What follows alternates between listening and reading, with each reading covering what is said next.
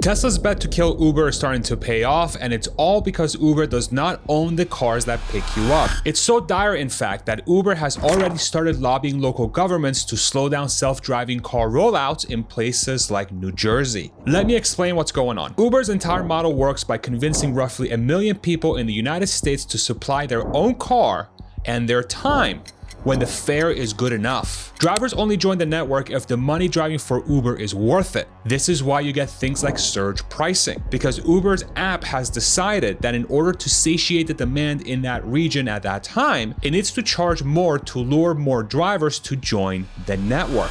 But Tesla is trying something different. It wants to build the driver into the car itself. And the difference is obvious the second you use their apps. You open the Uber app and a person drives over in their car that they own or rent because the fare looks good enough on that day. Or you open the Robotaxi app, Tesla's proprietary self-driving network, and a car with no one in the front seat pulls up to the curb for a paid trip. Both options still get you across town for money. One depends on convincing a human to show up. The other depends on building a car that can drive itself for hire. Now, Uber is still the big player in town. Roughly 40 million trips a day go through the company. About 10 million people earn on the platform in a month, including drivers and delivery workers. In the United States, about 1 million people is a reasonable estimate for active drivers. About $190 billion a year passes through as fares and fees. Almost all of that still depends on human driving labor that Uber recruits and matches. Now, driverless paid rides sit next to that, and they are still way early. Waymo, Alphabet's robotaxi company, runs hundreds of thousands of paid autonomous trips a week across a few cities with a few thousand cars. Tesla's paid robotaxi service went live in Austin in June 2025, and it started on supervised rides there in early 26 and expanded to Dallas, Houston, and Miami by mid-year. The main car is still the Model Y. As of today, the fleet is only tens to low hundreds of cars, not thousands. But that's about to change as more Cybercabs, Tesla's fully autonomous car, is starting to ramp. Hey, so lots of you have been following this channel for a really long time, and behind the scenes, going from 40,000 to 400,000 subs has been down to David Carbutt and his team, my wonderful editor. Without him, this channel would have been a shadow of its former self. If you run a business and you want to make more money using YouTube, they can help you with that. They even have a full done-for-you service where they'll write the script, have an actor shoot the video, edit, thumbnails, partnerships, and posting. They do literally everything, all around the goal of helping your business make more money. So if you want your business to make more money using YouTube, check out the link below. I strongly recommend David. I've been working with him literally since 3 years ago, and I'm so grateful that I was able to link up with him on a random email. He just sent me a random email, and I said, all right, let's try him out. And then 3 years later, we're here. Check him out.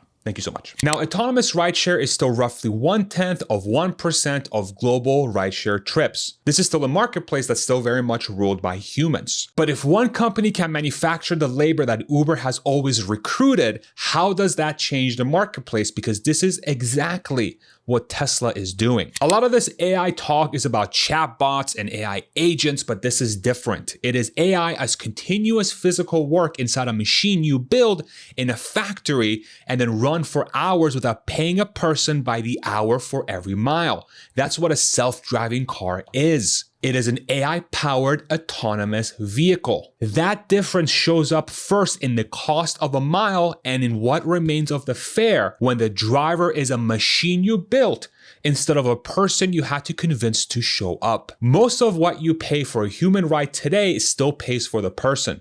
The driver must cover their time, the energy that the car burns, upkeep, the car losing value as the miles add up, insurance, and the daily hassle of strangers in the freaking back seat. A big slice of that fare is human time and human risk that has to stay worth showing up for as the driver. A robotaxi still costs real money to run. Yes, the car wears out, it needs energy, cleaning, service, insurance, and sometimes a remote person to beam in to help the car.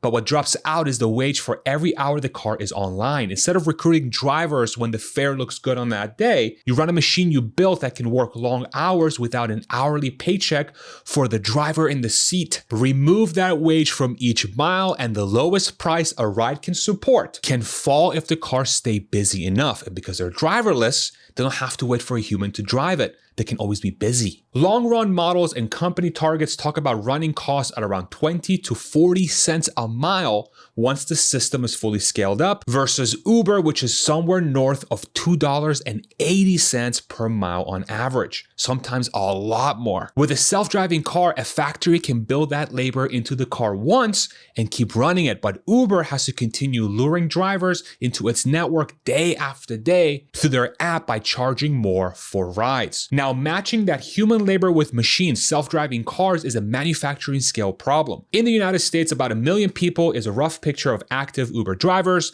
and most of them are not full-time. Roughly 7 in 10 drive part-time, around 20 to 23 hours a week.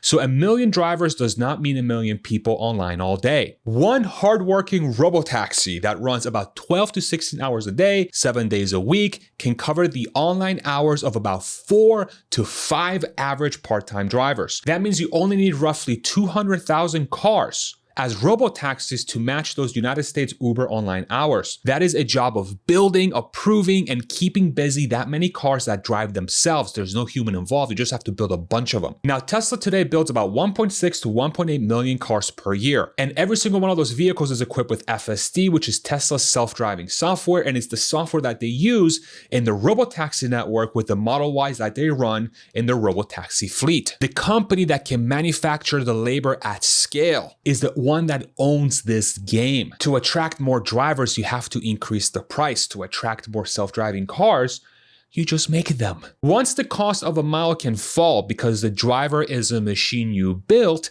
it starts to matter who owns the hard parts of delivering the ride. These parts are the car, the software that drives it, the service, the booking, and matching riders to cars. And Tesla is trying to own all those parts. It wants the car that shows up, the software that drives it, the data that trains that software, the charging and service to keep the fleet healthy, the app you open to book it, and the relationship with the person in the back seat or in the front seat. That's the entire chain to actually have a ride-hail network, a self-driving one at least. Now, Uber owns a completely different job. It owns the marketplace that matches riders to cars, the map of who needs a ride and where, and the customer app millions of people already open without even thinking about it. It does not need to build the car or write the driving software. Its power, it's putting people who want rides together with cars that can take them, that are driven by a human. When a robotaxi fleet is still small, that matching still helps. Empty seats cost money, and a big marketplace can fill more of them than a brand new app that somebody has to download. So while the fleet is thin, Uber can still be useful as the place where demand already lives. But once Tesla has enough people booking through its own app, Uber is no longer the main way to fill the car. Tesla already started robotaxi rides on its own app, not on Uber. When that same car can already find riders there, putting the trip on Uber makes no sense. It just adds to the cost. The rider has to pay more. Tesla keeps less. In that case, the marketplace is then taking a share of the trip, a cut